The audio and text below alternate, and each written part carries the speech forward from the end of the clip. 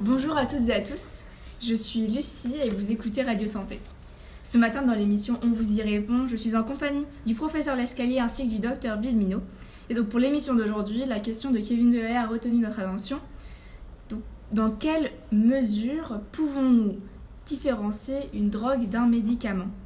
Étant atteint de rhumatisme léger à l'origine mais s'intensifiant de jour en jour, ces médecins lui ont proposé de passer d'antidouleurs lambda tels que le paracétamol à de la codéine. Il craint qu'un jour il ait à prendre de la morphine et aimerait en savoir plus à propos de cette substance. Est-ce une drogue, un médicament ? Et surtout, comment pouvons-nous différencier ces deux derniers ? Nous consommons plus de 15 millions de kilogrammes de médicaments par an en France, tandis que l'on est nombre plus de 250 millions de personnes consommant des drogues dans le monde. En France, près d'une personne sur deux consomme quotidiennement des médicaments, une tendance stable depuis plusieurs années. Nous aborderons ici seulement les antalgiques et analgésiques, ainsi que les anti-inflammatoires. Les antalgiques étant des médicaments utilisés pour atténuer la douleur, alors que les analgésiques visent à l'éliminer. Dans ce cadre, l'objectif d'un grand nombre de consommateurs, que ce soit dans le cas des médicaments ou des substances illicites, est de soulager des douleurs plus ou moins aiguës. Pouvons-nous exprimer un lien entre ces deux fléaux ? Notre enquête portera sur cette étroite différence entre drogue et médicaments. La morphine, pilier de notre enquête de par ses fortes vertus antidouleurs, est l'opiacé le plus employé dans les hôpitaux. Considérée comme stupéfiant, elle est cependant utilisée comme médicament. Pour commencer, il me semble important de bien clarifier certains propos. Par exemple, qu'est-ce qu'un médicament ou encore une drogue ? Je vais m'appuyer sur les définitions que donne le ministère des Solidarités, le ministère des Solidarités et de la Santé. Le Code de la santé publique définit un médicament comme une substance ou une composition présentée comme possédant des propriétés curatives ou préventives à l'égard des maladies humaines ou animales, ainsi que toute substance ou composition pouvant être utilisée chez l'homme ou chez l'animal, ou pouvant leur être administrée en vue d'établir un diagnostic médical ou de restaurer, corriger ou modifier leurs fonctions physiologiques en exerçant une action pharmacologique, immunologique ou métabolique. Une drogue, quant à elle, est une substance psychoactive capable de modifier les fonctions psychiques et ou psychologiques d'un individu, donc l'humeur, la pensée, le comportement ou les émotions. Une drogue est susceptible de créer une dépendance psychologique et ou physique. C'est la classification juridique qui détermine si la drogue est licite ou illicite. Nous sommes en compagnie du docteur Lescalier ainsi que du docteur Villeminot avec qui nous allons tenter d'éclaircir cette question de manière scientifique, bien évidemment, la législation n'étant pas forcément en adéquation avec les propriétés des différentes substances et différent surtout d'un pays à l'autre. Donc bonjour mesdames, comment allez-vous ? Et je vais vous laisser vous présenter. Bonjour, merci de me recevoir aujourd'hui. Je suis professeure de chimie, spécialisée dans la biochimie et diplômée de l'ESTBB, l'école supérieure de biologie, biochimie et biotechnologie. Et je suis professeure Lescalier. Bonjour à tous, je m'appelle Dr Villeminot et je suis neurologue à l'hôpital Pitié-Salpêtrière. Très bien, merci. Donc je le répète, le but de cette discussion ici est de déterminer s'il existe ou non une réelle frontière entre les drogues et les médicaments. Commençons tout d'abord avec les médicaments les plus courants. Nous allons nous tourner vers vous, Dr Villeminot, pour l'aspect biologique. Plusieurs dénominations et appellations que nous utilisons régulièrement nous sont pourtant inconnues. On entend régulièrement parler des termes paliers de l'OMS. Pouvez-vous nous expliquer plus concrètement ce que cela représente ? Ces trois paliers, ils ont été créés en 1986 afin de classifier les différents médicaments en fonction de leur puissance. Ils concernent exclusivement les anti-inflammatoires, les antalgiques et les analgésiques. Pour commencer, nous allons parler du palier 1, qui regroupe les substances présentes avec une puissance antalgique faible. C'est des médicaments très courants qui n'ont pas de réglementation particulière. C'est des médicaments type paracétamol. Ensuite, le palier 2, qui correspond à des analgésiques pour une douleur plus intense. Il agit sur la perception de la douleur, mais au niveau du cerveau. Donc ils sont soit administrés seuls ou avec un médicament de palier 1. Donc pour ce palier, certaines réglementations sont entrées en vigueur, notamment pour les opiacés comme la codéine ou le tramadol. Et donc pour finir, le palier 3, dont fait partie la morphine dont nous allons parler, il inclut des substances qui soulagent des douleurs très intenses qu'on peut utiliser pour des douleurs chroniques. Et donc ce sont des substances que l'on peut qualifier de morphiniques forts. Et donc c'est par rapport à ces substances que de nombreux toxicomanes sont addicts. Donc merci beaucoup. Donc pourrez-nous maintenant aborder les AINS et AIS? Que pouvez-vous nous en dire? Donc tout d'abord, nous allons parler des AINS, que l'on appelle anti-inflammatoires non stéroïdiens. Donc c'est une classe de médicaments étendue qui comprend de nombreuses molécules comme l'ibuprofène. Donc ils font partie de la famille des antalgiques et ils agissent en bloquant la formation de prostaglandines qui sont les substances responsables de l'inflammation. Donc ils ont des propriétés contre la douleur, antipyrétiques, donc contre la fièvre, et donc à dose plus élevée, anti-inflammatoire. Donc il y a une autre catégorie d'anti-inflammatoires qui s'appelle AIS et que l'on peut décrire comme anti-inflammatoires stéroïdiens. Donc ce sont des médicaments dérivés du cortisol. Donc le cortisol est une hormone naturelle et ils sont de manière générale plus puissants et ils agissent sur différents médiateurs chimiques qui, contrairement aux AINS, agissent seulement sur un seul médiateur chimique. Donc néanmoins, ils soulagent les symptômes mais ne les traitent pas.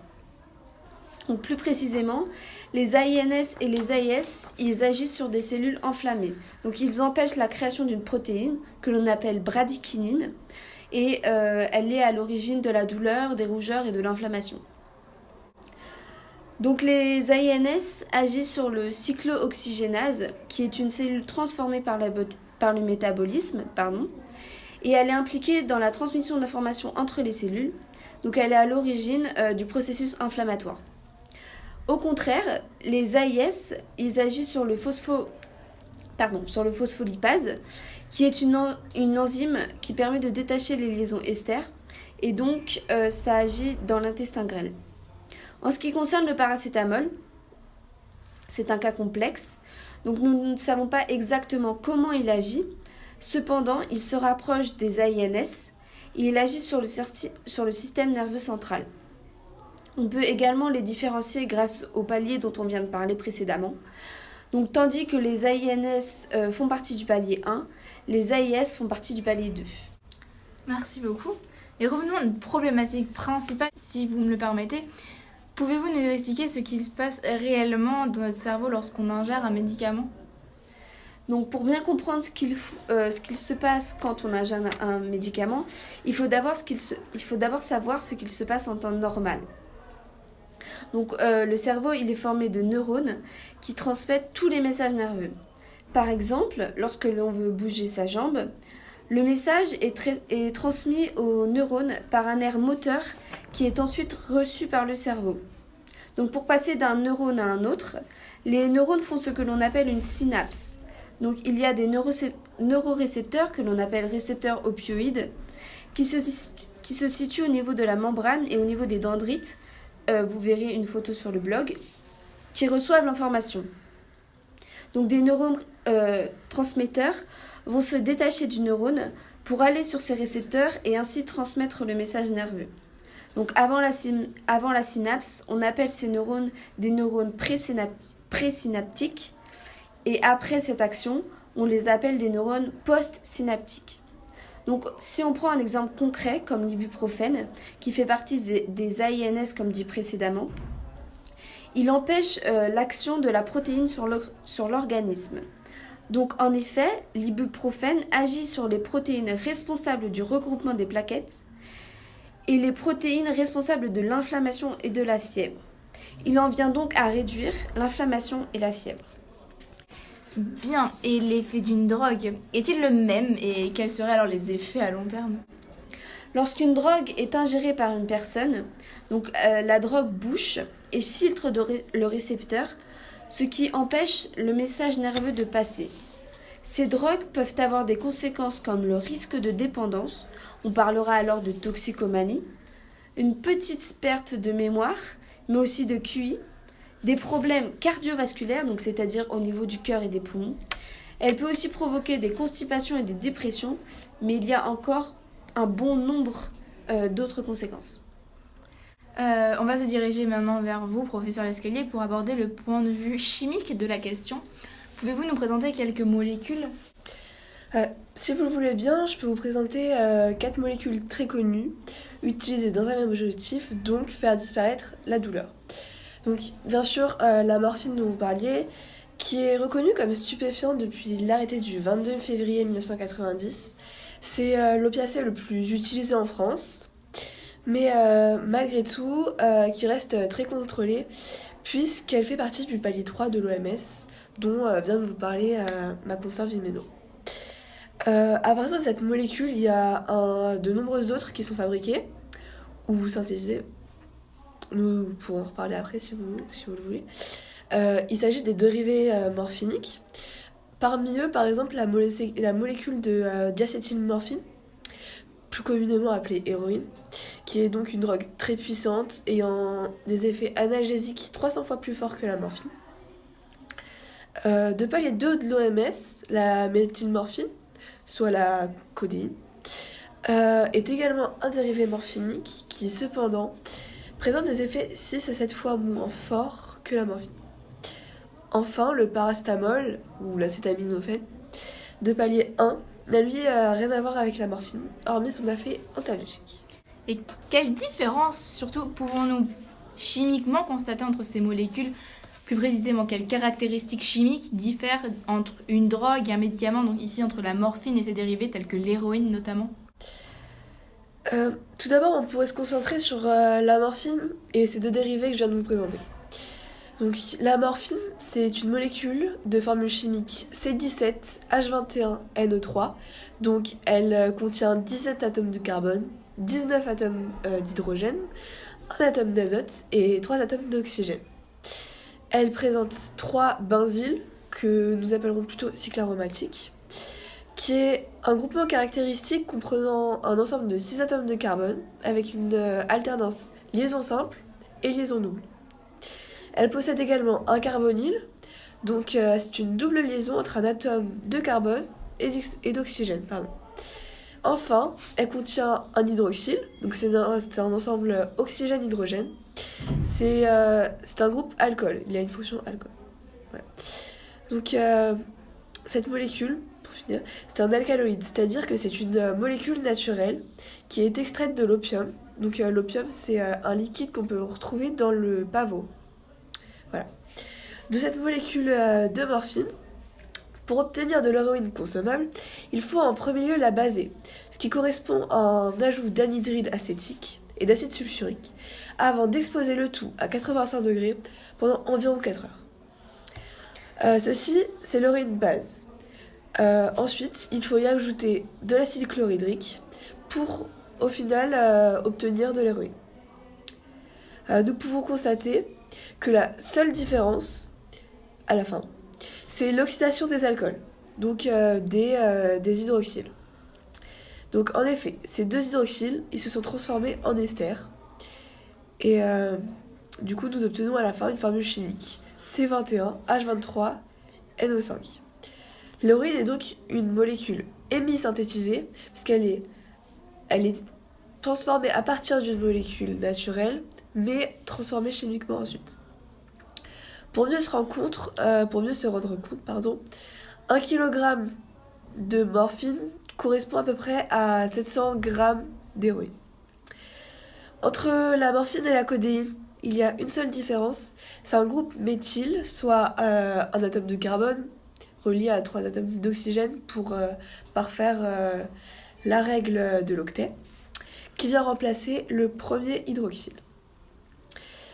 En ce qui concerne le paracétamol, on peut voir qu'il n'y a aucune ressemblance avec les dérivés morphiniques, si ce n'est quelques groupes caractéristiques tels que le cyclaromatique ou l'hydroxyle, auxquels sont ajoutés un amide. Mais c'est tout à fait normal puisque la morphine et ses dérivés et le paracétamol n'ont aucune action similaire et présentent des fonctionnements différents. Aussi au niveau de la géométrie, le paracétamol est une molécule tout à fait linéaire, il n'y a qu'un seul plan, tandis que la morphine et ses dérivés sont composés en 3 plans, un plan stable, un plan plus en avant et un plan plus en arrière. Donc, pour répondre à votre question, la différence entre médicaments et drogue, si on prend le cas de la morphine et ses dérivés, n'est pas réellement observable chimiquement, puisque comme je viens de vous l'expliquer, seuls 2 groupements caractéristiques diffèrent entre morphine et héroïne. Au contraire, si vous comparez une molécule de paracétamol et d'héroïne, de très nombreuses différences seront observables. Seulement, comme je viens de l'expliquer, cette comparaison n'est pas possible, puisque ce sont 2 molécules qui présentent des fonctionnements très différents. Donc pour moi, la détermination de cette frontière est très subjective et peu explicite d'un point de vue chimique. Merci. Pardon, si vous me le permettez. Avant de continuer, je souhaiterais juste éclaircir un point pour nos chers auditeurs. La structure d'une molécule est réellement importante, puisqu'elle influe directement sur les caractéristiques d'une espèce chimique, tout comme les doubles liaisons, qui par exemple dans les molécules colorées sont responsables des pigments, par exemple. Les groupes caractéristiques dont je viens de vous parler sont réellement importants également. Comme par exemple l'héroïne qui présente le groupe phénol est responsable de l'action antalgique d'un côté, mais également de la dépression respiratoire. Et c'est un agent toxicomanogène. Merci beaucoup pour ces informations complémentaires. Donc, nous avons appris que l'héroïne était un dérivé de la morphine et que ces 2 molécules présentent de fortes ressemblances. Néanmoins, l'héroïne a des effets 100 fois plus forts. Que pouvez-vous nous dire de cette différence d'efficacité, Dr Vigmino ? Donc, je vais vous parler de la barrière hémato-encéphalique. Donc, c'est une barrière physiologique qui est présente dans le cerveau chez tous les tétrapodes. Donc, les tétrapodes, c'est des vertébrés terrestres, et elle est située entre la circulation sanguine et le système nerveux central. Donc, elle a pour but de filtrer les toxines et de les empêcher d'entrer dans le cerveau. Donc, lors de la consommation d'héroïne, celle-ci traverse cette barrière et vient se placer dans la partie du cerveau responsable des humeurs et des sentiments tels que la joie, le bonheur, l'euphorie, etc. Elle s'infiltre en même temps que la dopamine, qui est une hormone de plaisir sécrétée par le cerveau. Donc, de ce fait, lors de l'absorption de drogue, la fabrication de dopamine augmente et donc l'effet du bien-être aussi, ce qui crée la dépendance. Nous pourrions finir sur un médicament de palier 2 très connu, tel que la codéine. Expliquez-nous un peu comment ça se passe au niveau du cerveau, peut-être entre l'héroïne, la codéine et la morphine, et quelles sont les différences au niveau surtout de l'organisme. Donc la codéine, la morphine et l'héroïne sont tous les 3 des opiacés. Donc ils ont le même effet sur le cerveau, c'est-à-dire qu'elles sécrètent toutes de la dopamine et empêchent la transmission des messages nerveux et donc de la douleur. Donc l'héroïne, comme dit précédemment, traverse la barrière hémato-encéphalique. Donc la dopamine, déjà présente dans le cerveau, augmente sa fabrication lorsque elle entre dans l'organisme. Il se met alors au niveau des récepteurs opiacés.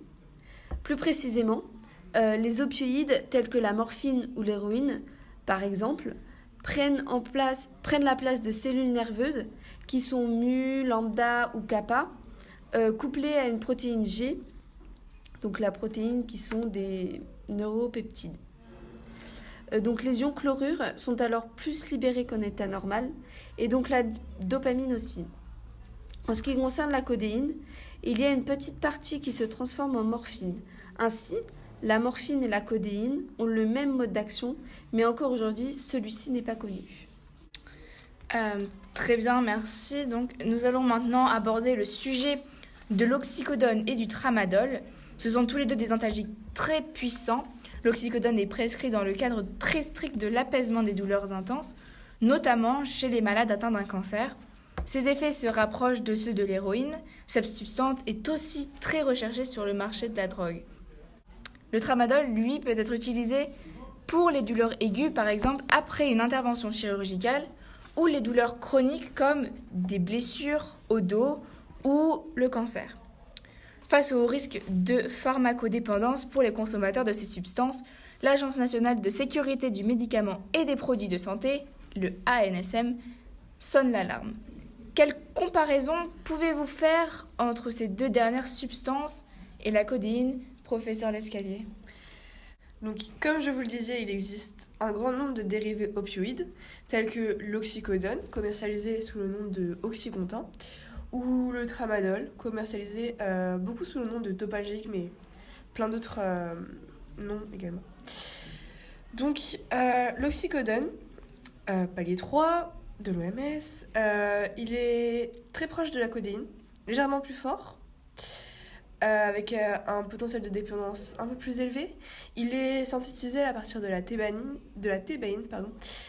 puisque comme je vous le disais, dans le pavot, donc, où est situé l'opium, on retrouve trois molécules, donc la morphine, la codéine et la thébaïne. Donc, voilà. Le tramadol, quant à lui, par contre, est totalement synthétique et provoque de grands effets secondaires. Petit aparté, la consommation en France de tramadol a augmenté de 76% très récemment, ce qui est absolument énorme compte tenu de ses effets secondaires et de son grand potentiel de dépendance. Mais parmi toutes ces molécules, toujours peu de différences observables, que ce soit au niveau de la formule brute, de la géométrie ou encore de son mode d'administration ou d'élimination. Donc, encore une fois, les différences et limites entre médicaments sont assez subjectives, puisqu'ils agissent tous de la même manière, au même endroit, et le seul point d'appui est toujours l'effet sur le consommateur. Néanmoins, c'est toujours une donnée différente pour chaque individu. Et pouvez-vous nous citer des drogues encore plus puissantes encore ? Alors, vous savez, il existe un très grand nombre de dérivés morphiniques très puissants, tels que l'éthylmorphine, ou codéthyline, ou encore la désomorphine, qu'on entend de plus en plus parler. C'est une drogue appelée crocodile, puisque l'une de ses principales conséquences, c'est un écartèlement de la peau. Elle présente des effets 8 fois plus intenses que l'héroïne. Donc c'est presque inimaginable. Et pourtant, de cette drogue crocodile, il n'y a qu'un seul groupe hydroxyle, qu'un seul groupe alcool, qui diffère de la morphine. Encore plus puissant encore, le carfentanyl. Une molécule, en étant en contact moins d'une semaine sans la toucher, juste en étant à moins de 10 mètres, dépression respiratoire assurée. Et donc, juste pour pouvoir se représenter, le carfentanyl, c'est des effets 10 000 fois plus forts que la morphine. Ouais, c'est très impressionnant, je ne savais pas. Je pense que très peu de nos auditeurs étaient au courant d'ailleurs. Est-ce qu'on pourrait aborder le cas du fentanyl sûrement, donc un opiacé extrêmement puissant qui a détrôné l'héroïne comme étant la drogue causant le plus d'overdoses mortelles aux États-Unis, selon des données publiées en décembre 2018 par les autorités sanitaires américaines. En France, une importante saisie a été réalisée fin novembre 2018. Cette drogue inquiète de plus en plus les autorités françaises. Comment pouvez-vous nous expliquer cette puissance surdimensionnée comparée à l'héroïne ? Bon, déjà, le fentanyl, c'est une drogue qui présente à peu près les mêmes effets sur le corps que l'héroïne. En effet. Seulement, ces deux molécules appartiennent à deux espèces chimiques différentes, puisque l'héroïne, c'est une molécule, comme je vous le disais, hémisynthétisée, semi-synthétique donc, puisque elle provient d'une molécule naturelle, la morphine, et est transformée chimiquement. Alors que le fentanyl, c'est une molécule qui se fabrique de la même manière que les amphétamines, donc totalement synthétique. Juste la puissance du fentanyl, on n'en sait pas encore grand-chose. Néanmoins, on pourrait émettre l'hypothèse que le fentanyl est beaucoup plus condensé que l'héroïne. Donc potentiellement, sa puissance pourrait venir de là. Pouvons-nous remplacer un antidouleur par un anxiolytique, étant tous les deux à l'origine d'addictions et d'overdoses menant malheureusement à des décès, ils sont aussi considérés comme médicaments. Donc selon vos dires, les antidouleurs, tels que la morphine et le paracétamol, ont une délimitation drogue-médicament compliquée à définir, c'est assez subjectif. Pouvons-nous délimiter plus clairement une frontière entre les différents anxiolytiques utilisés contre les problèmes d'anxiété tels que le Lexomil ou encore le Xanax ? Bon, déjà, les anxiolytiques, ils agissent très peu sur la douleur. Donc on peut pas les remplacer, on peut pas remplacer un anxiolytique par un antidouleur tel que la codéine ou la morphine. Néanmoins, les anxiolytiques agissent également sur le système nerveux central. Et si on reprend, par exemple, la définition de drogue, telle qu'elle, du gouvernement, on appelle drogue toute substance psychotrope ou psychoactive, donc les anxiolytiques, qui perturbe le fonctionnement du système nerveux central, c'est le cas, ou qui modifie les états de conscience. Donc, avec seulement cette définition, on pourrait se poser la question, est-ce que les anxiolytiques ne seraient pas une drogue, d'un côté ? Très bien, merci beaucoup. Est-ce que vous auriez des éléments supplémentaires à ajouter, à nous faire partager ? Peut-être que vous pourriez aborder la méthadone ou la buprenorphine, donc qui sont des antagonistes que je fournis à mes patients afin de combattre leurs addictions. Oui, pas de problème. La méthadone et la buprenorphine sont deux molécules semblables, à peu près, qui permettent de remplacer des opioïdes, quels qu'ils soient, la codéine, la morphine, l'héroïne, ou d'autres, bien sûr. En effet, ils présentent des effets physiques similaires, entre guillemets, c'est-à-dire qu'ils permettent de soulager la douleur, à peu près pareil, enfin c'est à nuancer bien sûr, et permettent, toujours à nuancer, de supprimer la dépendance et l'addiction psychique. Voilà, je pense que ça suffit. Merci beaucoup pour toutes ces informations très essentielles qui nous ont bien aidés pour répondre à notre problématique du jour qui, je vous le rappelle, était dans quelle mesure pouvons-nous différencier une drogue d'un médicament. Pour conclure, la frontière drogue-médicament est subjective. Donc sur la forme chimique des éléments, il n'y a pas de groupe caractéristique particulier qui pourrait les différencier. Ces différences, justement, apparaissent plus d'un point de vue biologique et donc par rapport aux effets des substances sur le corps.